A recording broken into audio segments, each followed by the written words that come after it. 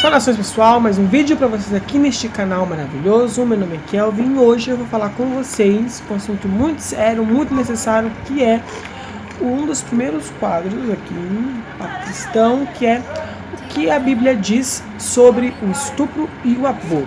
Não tem muita passagem bíblica, não tem muita afirmação nem de Jesus, né, nem no Antigo, nem no Novo Testamento sobre o estupro e o aborto. Tem casos de estupro na Bíblia, sim, porém não são muitos casos, e os que aconteceram foram na época do Antigo Testamento, ou seja, naquela época, se você leu, se alguém já leu a Bíblia, sabe que lá era olho por olho, dente por dente. Então as leis de Moisés e tal eram muito severas para criminosos e tal, ainda mais os que estavam no mesmo, como eu posso dizer, no mesmo terreno do povo de Deus, quem estava ali e tal. Então, gente, eu achei, depois do episódio da menina que foi abusada pelo tio, veio a engravidar e, consequentemente, teve que fazer o aborto, eu achei muito necessário fazer esse vídeo, até porque muitas pessoas julgam, né, a igreja, julgam os evangélicos por se posicionarem contra o aborto. A minha opinião é diferente da maioria dos evangélicos, eu vou explicar para vocês por quê. E eu estudei algumas coisas, algumas passagens bíblicas. Eu puxei aqui, né, algumas passagens bíblicas que falassem sobre aborto e estupro necessariamente, sabe? Falasse mesmo sobre isso. Porém, não tem muita coisa explícita. Primeiramente, eu vou citar duas passagens que eu encontrei que falam sobre a imoralidade. A Bíblia cita esses atos como imoralidade. Lá em 1 Coríntios 7:12 e em 1 Coríntios 6:18 e 19, vai dizer que o homem não deve tocar na mulher. Por que tocar na mulher? Lá, desde aquela época, os homens já são mais aflorados sexualmente. Então a Bíblia ela incita que o homem, antes de tocar na mulher, ele primeiro tem que desposar. Se o homem for tocar na mulher, ele tem que casar com ela. Por quê? Naquela época, gente, assim naquela época, como hoje, tem muito aqueles caras que gostam de ficar com a mulher e deixar ela sozinha depois. E lá, antigamente, na época em que a Bíblia foi escrita, não tinha isso de você pegar a mulher, fazer o que você quisesse e deixar a mulher Deus dará. Entendeu? Isso foi como eu posso dizer, uma cultura que foi vindo ao longo dos anos. Não tinha isso antigamente. Apesar das pessoas falarem que a Bíblia em si é bem machista, naquela época os homens eram bem machistas. Sim, muito machistas. Porém, eles tinham esse cuidado para com as mulheres. Ainda mais depois que Jesus veio, porque Jesus, ele amava as mulheres. As mulheres fizeram muito parte do ministério de Jesus. As pessoas também não entendem isso. E as duas passagens de Coríntios falam que o homem, para ele tocar na mulher do modo sexual, ele primeiro tem que casar com ela. Que o homem deve fugir da imoralidade, ele deve fugir do pecado, da lascívia, tudo que for incitar o homem a fazer qualquer outra coisa que não seja dentro do casamento, dentro ali da bênção de Deus, é pecado, e o homem deve fugir daquilo.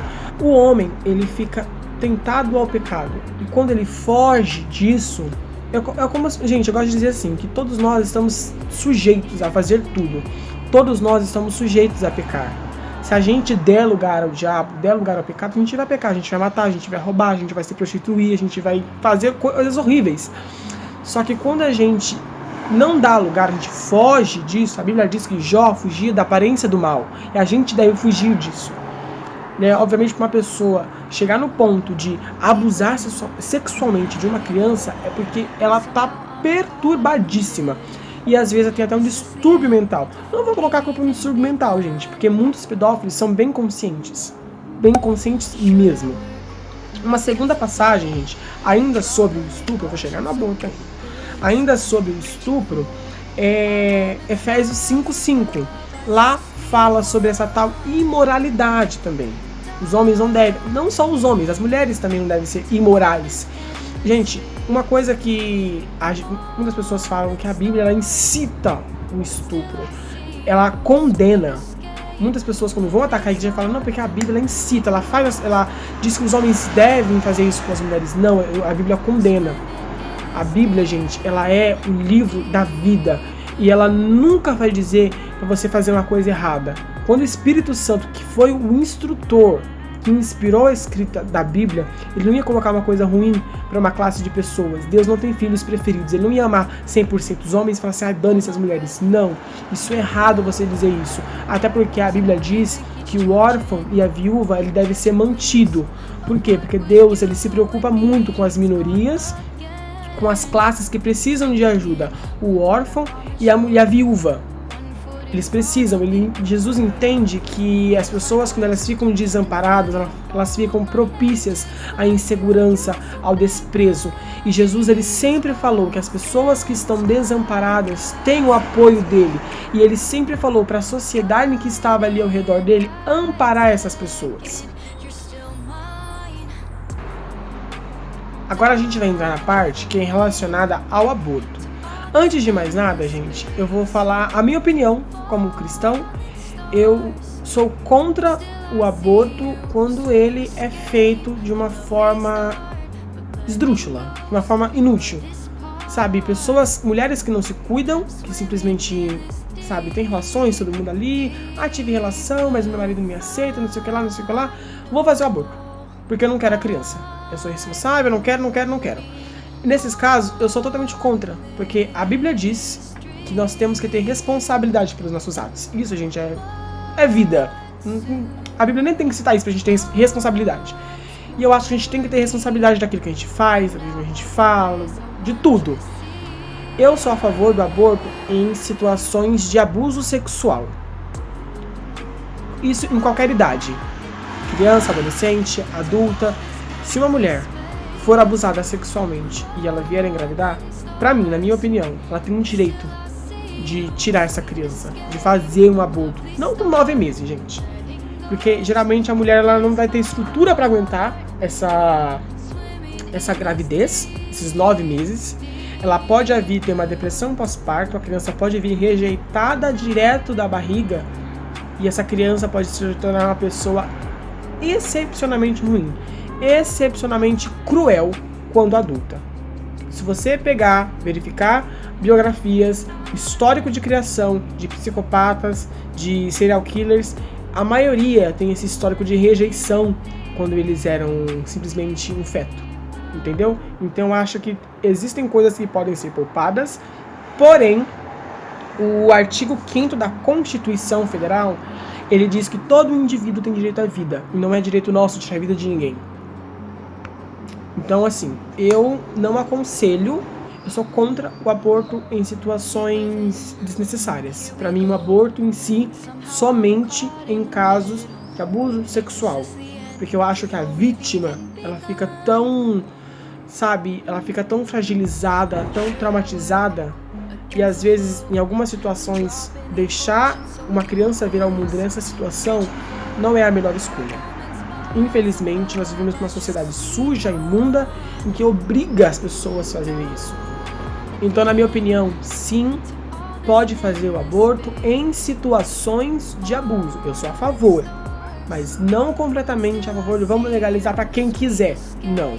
Para mim, continua ele sem legalizar e judicialmente tendo a possibilidade de se fazer o aborto em casos de abuso. Tem outro caso, gente, porque a Bíblia diz: não matarás. É um dos mandamentos. Não matarás. Teve o caso de abuso na Bíblia, em que um dos filhos de Davi abusou da sua irmã. Vou deixar, gente, todos os versículos bíblicos eu vou deixar linkado aqui embaixo, para quem quiser ir ver, os que eu citei, os que eu não citei. Tem uma matéria maravilhosa do Marcelo Glazer e ela é incrível. Eu vou deixar linkada também aqui embaixo para vocês verem, porque é uma matéria incrível. E ele fala que a vida do feto, ela inicia-se ainda no ato da concepção, ou seja, no ato sexual já tem alguma coisa de especial ali acontecendo. Na fecundação já está acontecendo. Óbvio que tem estudos que confirmam o contrário, mas eu sou a favor de a gente pensar naquilo como uma vida, entendeu? Para mim, somente em casos extremos. E eu deixei linkado tudo aqui embaixo, todos os versículos bíblicos, se vocês quiserem ir lá ver. Esse foi o vídeo, essa foi a minha opinião, foi o que eu consegui trazer para vocês. E realmente, gente, isso é base bíblica. A Bíblia ela não fala, tipo, a Deus dará. as mulheres não deixam desamparado, tanto a mulher quanto a criança. A Bíblia não deixa desamparado. Jesus nunca desamparou ninguém e Ele nunca vai desamparar. Esse foi o vídeo. Curte, comenta, compartilha, envia para alguém que tem uma opinião diferente, mas que tenha a mente aberta, que saiba ouvir, saiba discutir esse assunto, porque precisa ser discutido, as pessoas têm que parar de fazer tabu em tudo. Gente, até amanhã para mais um vídeo do Veda. Tchau!